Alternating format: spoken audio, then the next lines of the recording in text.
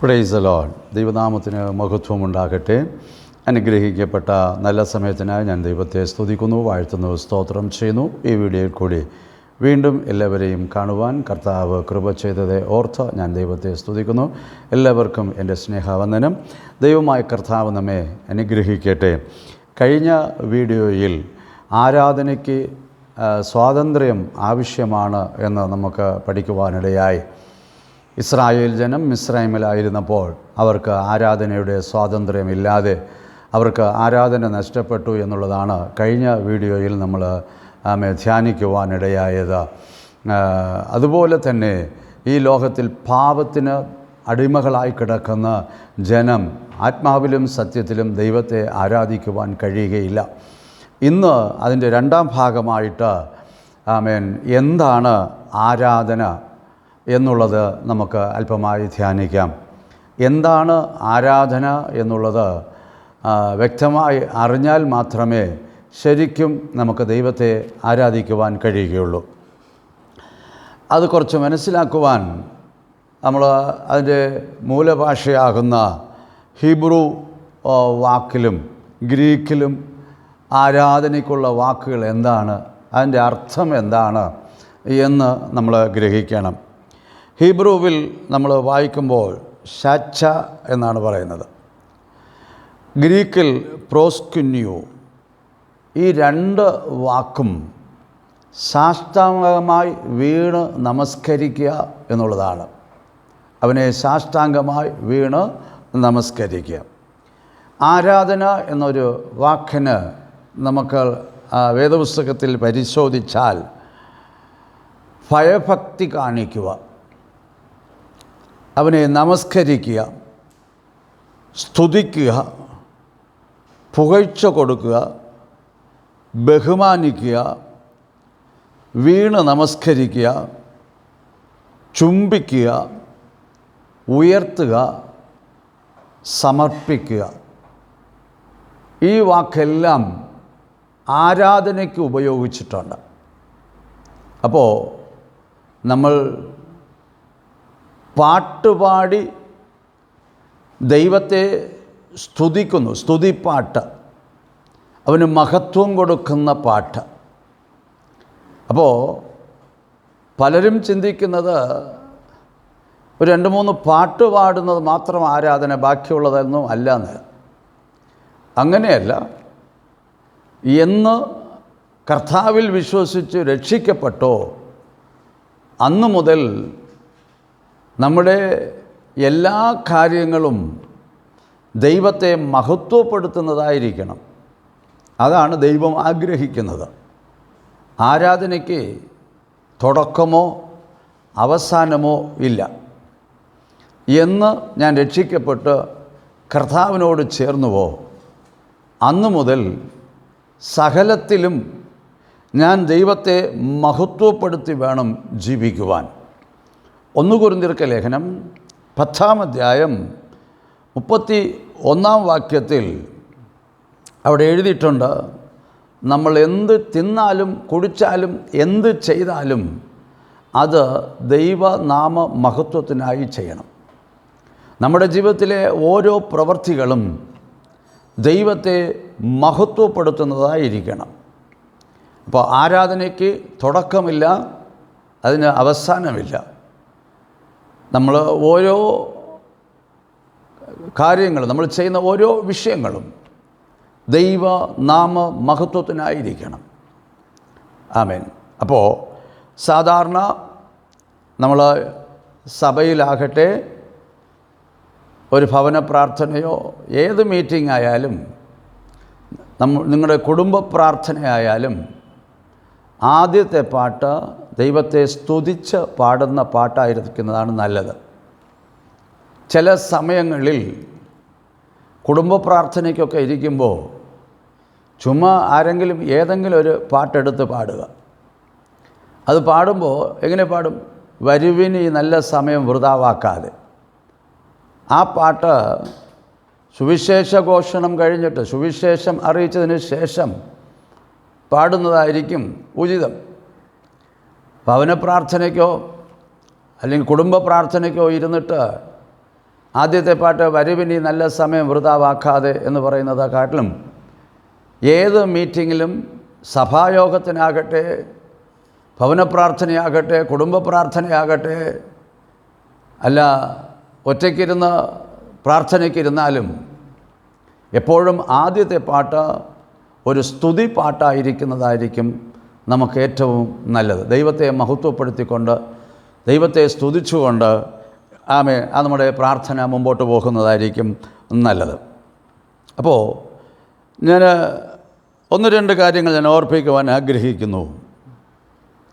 വേദപുസ്തകത്തിലെ മത്തായി സുവിശേഷം 4-ാം അധ്യായം അതിൻ്റെ 9-10 വാക്യങ്ങൾ വായിക്കുമ്പോൾ പിശാച് യേശുവിനോട് പറഞ്ഞു, നീ വീണ് നമസ്കരിച്ചാൽ ഇതൊക്കെയും നിനക്ക് തരാം. ഈ ലോകത്തിൻ്റെ സകല മഹത്വവും കാണിച്ചിട്ട് യേശുവിനോട് പിശാച് പറഞ്ഞത്, നീ എന്നെ വീണ് നമസ്കരിച്ചാൽ ഇതെല്ലാം ഞാൻ നിനക്ക് തരാം. അതിന് യേശു കൊടുത്ത മറുപടി ഇതാണ്. യേശു അവനോട്, സാത്താനെ, എന്നെ വിട്ടു പോ. നിൻ്റെ ദൈവമായ കർത്താവിനെ നമസ്കരിച്ച് അവനെ മാത്രം ആരാധിക്കാവൂ എന്ന് എഴുതിയിട്ടുണ്ടല്ലോ. ആവർത്തന പുസ്തകം 6-ാം അധ്യായത്തിലെ 13-ാം വാക്യം കോട്ട് ചെയ്താണ് യേശു അവിടെ പറയുവാനിടയായത്. അപ്പോൾ സാത്താൻ പറഞ്ഞത്, പിശാച് പറഞ്ഞത്, നീ എന്നെ സാഷ്ടാംഗമായി വീണ് നമസ്കരിച്ചാൽ ഇതെല്ലാം ഞാൻ നിനക്ക് തരാം. യേശു അതിന് മറുപടി കൊടുത്തത്, ദൈവമായ യഹോവയെ മാത്രമേ ആരാധിക്കാവൂ. അപ്പോൾ സാത്താൻ പറഞ്ഞതിൻ്റെ അർത്ഥം അവനെ വീണ് നമസ്കരിക്കണം, അവനെ ആരാധിക്കണമെന്നാണ്. അതിനാണ് യേശു ആ മറുപടി കൊടുക്കുവാനിടയായത്.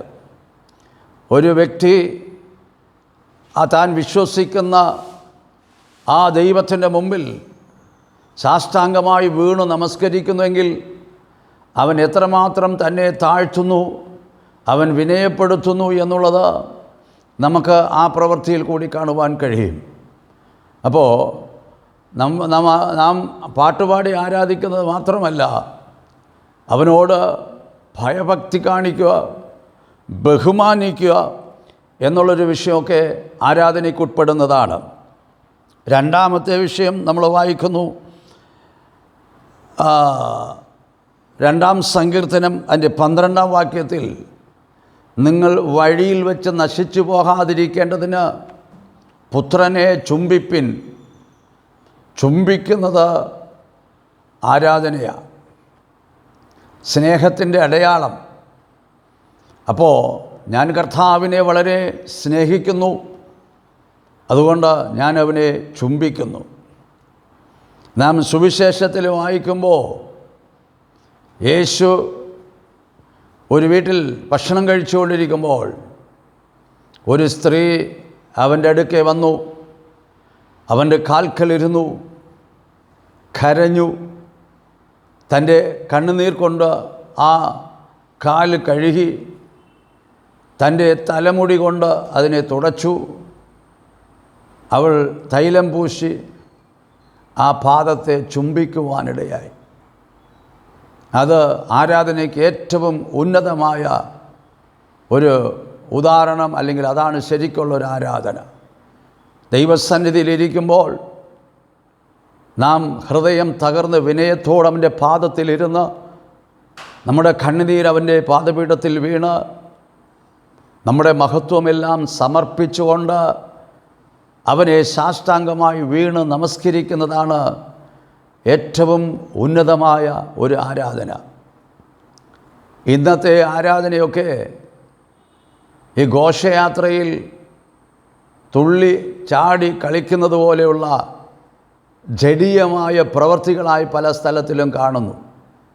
ആരാധനയിൽ ഒരു ഭയഭക്തിയില്ലാതെ, എന്താണ് ആരാധന എന്നറിയാതെ പല സ്ഥലങ്ങളിലും വിസിലടിക്കുകയും ജഡീയമായിട്ടുള്ള ആട്ടങ്ങളും ആ പാട്ടിൻ്റെ ശൈലിയും ഭയഭക്തിയില്ലാത്ത നിലവാരങ്ങളെ നമുക്ക് കാണുവാൻ കഴിയുന്നു. എന്നെ കേൾക്കുന്ന പ്രിയമുള്ളവരെ, നിങ്ങൾ ആരുടെ മുമ്പിലാണ് അത് ചെയ്യുന്നു എന്നുള്ളതൊക്കെ ഓർക്കണം. വാസ്തവത്തിൽ ദൈവത്തിൻ്റെ മുമ്പിൽ സാഷ്ടാംഗമായി വീണുക, അവൻ്റെ മുമ്പിൽ നമ്മളെ തന്നെ താഴ്ത്തി, ഹൃദയം തകർന്ന്, ഹൃദയം ഉടഞ്ഞ്, കണ്ണുനീരൊഴുകി, അവൻ്റെ പാദപീഠത്തെ നനച്ച്, നമ്മുടെ സകല മഹത്വവും അവൻ്റെ കാൽക്കൽ വയ്ക്കുക. ഞാനല്ല, എല്ലാം എൻ്റെ യേശുവാണ്, എൻ്റേതല്ല, എല്ലാം യേശുവിൻ്റേതാണ് എന്നൊരു ബോധത്തോടെ സകല മഹത്വവും അവൻ്റെ കാൽക്കൽ സമർപ്പിക്കുക. ഒരു സ്ത്രീക്ക് തൻ്റെ തലമുടി മഹത്വമാണ്, മാനമാണ്. എന്നാൽ ആ സ്ത്രീ യേശുവിൻ്റെ കാല് തുടച്ചത് തൻ്റെ തലമുടി കൊണ്ടാണ്. അപ്പം നമ്മളൊന്നുമില്ല, എല്ലാം യേശുവിന് സമർപ്പിച്ചു. ഹൃദയം തകർന്ന് കണ്ണുനീർ വാർത്ത് സകല മഹത്വവും സമർപ്പിച്ച് അവൻ്റെ കാൽക്കൽ ചുംബിക്കുന്നതാണ് ഏറ്റവും ഉന്നതമായ ഒരു ആരാധനയുടെ അടയാളം. മൂന്നാമത്, അവന് മഹത്വം കൊടുക്കുക. എല്ലാത്തിലും അവനെ സ്തോത്രം ചെയ്യുക. 50-ാം സങ്കീർത്തനം 23-ാം വാക്യത്തിൽ നമ്മൾ വായിക്കുന്നു, സ്തോത്രയാഗം അർപ്പിക്കുന്നവൻ ദൈവത്തെ മഹത്വപ്പെടുത്തുന്നു. 22-ാം സങ്കീർത്തനം 23-ാം വാക്യത്തിൽ യാക്കോബിൻ്റെ സന്തതിയെ യഹോവയ്ക്ക് മഹത്വം കൊടുക്കുക.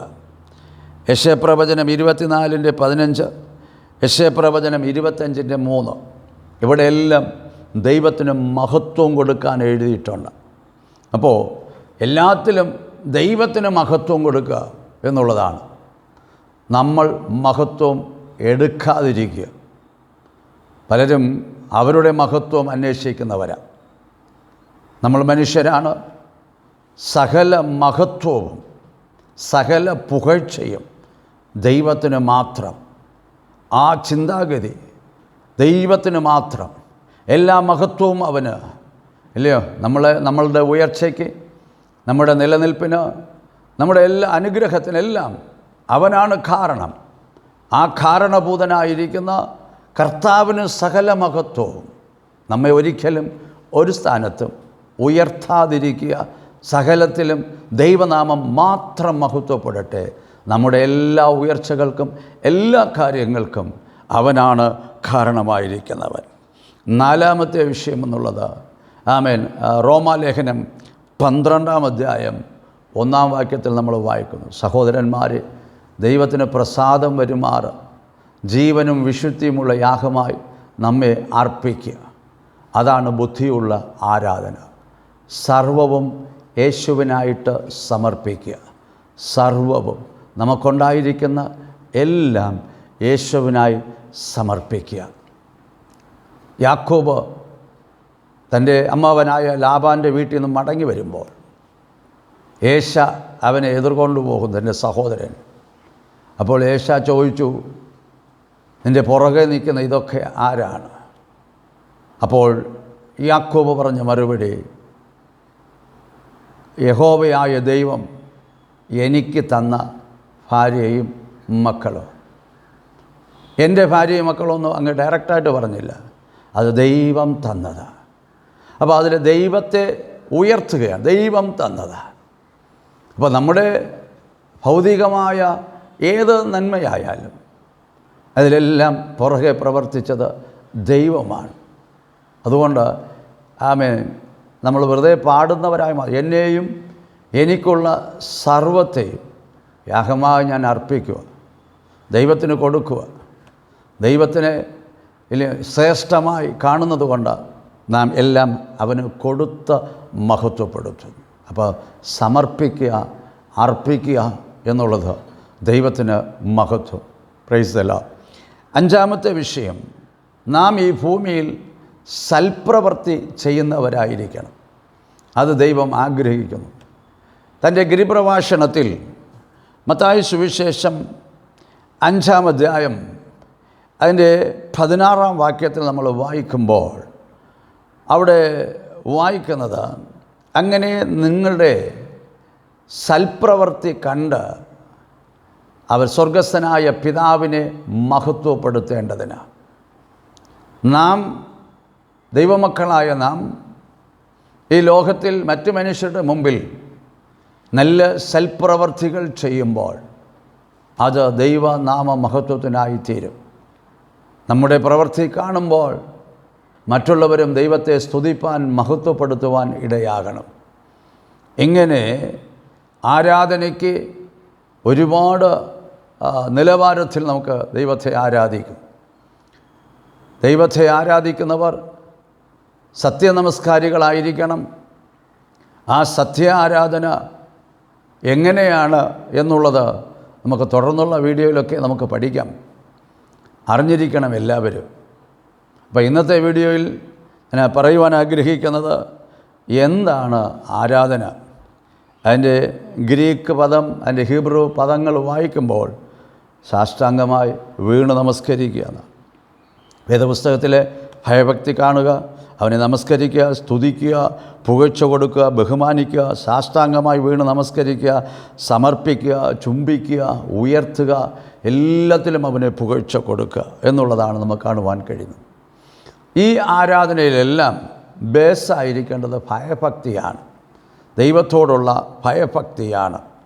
എബ്രായലേഖനം 11:28 നമ്മളിങ്ങനെ വായിക്കുന്നു: ആകയാൽ ഇളകാത്ത രാജ്യം പ്രാപിക്കുന്നത് കൊണ്ട് നാം നന്ദിയുള്ളവരായി ദൈവത്തിന് പ്രസാദം വരുമാറ് ഭക്തിയോടും ഭയത്തോടും കൂടെ സേവ ചെയ്യുക. ഭയത്തോടും ഭക്തിയോടും കൂടെ വേണം ആരാധനയ്ക്ക്. ആരാധനയ്ക്ക് ഇരിക്കുമ്പോൾ അശ്രദ്ധയായിരിക്കുന്നത് പല സഭകളിലും അവിടെയും ഇവിടെയും നോക്കി ഇരിക്കുന്നവരുണ്ട്. കുഞ്ഞുങ്ങളെ വെച്ച് കളിക്കുന്നവരുണ്ട്. വളരെ ശ്രദ്ധിക്കുക. സഭയിൽ കൊണ്ടുവച്ച് കളിക്കാനുള്ള കളിപ്പാട്ടമല്ല കുഞ്ഞ്, ദൈവം ദാനമായി തന്നതാണ്. അപ്പോൾ കുഞ്ഞുങ്ങൾക്കത് അറിയത്തില്ല. ചിലപ്പോൾ പല സഭകളിലും കുഞ്ഞുങ്ങൾ അങ്ങോട്ടും ഇങ്ങോട്ടൊക്കെ പോകുമ്പോൾ ആരാധന സമയത്ത് അവരുടെ ശ്രദ്ധ മുഴുവനും കുഞ്ഞിനെ അമ്മ നോക്കിക്കോളും, ബാക്കിയുള്ള ആരാധനയിൽ ശ്രദ്ധിക്കുക. അതുപോലെ ആരാധന സമയത്ത് ഈ മൊബൈൽ ഫോണ് അതും എടുത്തുകൊണ്ട് പുറത്തോട്ടങ്ങ് ഇറങ്ങുക. ഇത് വരുന്ന മുമ്പ് എങ്ങനെ ജീവിച്ചു?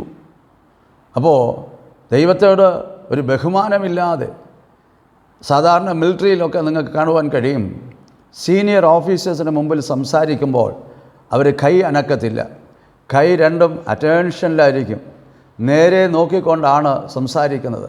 അങ്ങോട്ടും ഇങ്ങോട്ടൊന്നും തിരിയാനൊന്നും പറ്റത്തില്ല. അപ്പോൾ അത് ആ അധികാരിയോടുള്ള, ഓഫീസറോടുള്ള ഒരു ബഹുമാനത്തിന് അടയാളമാണ്.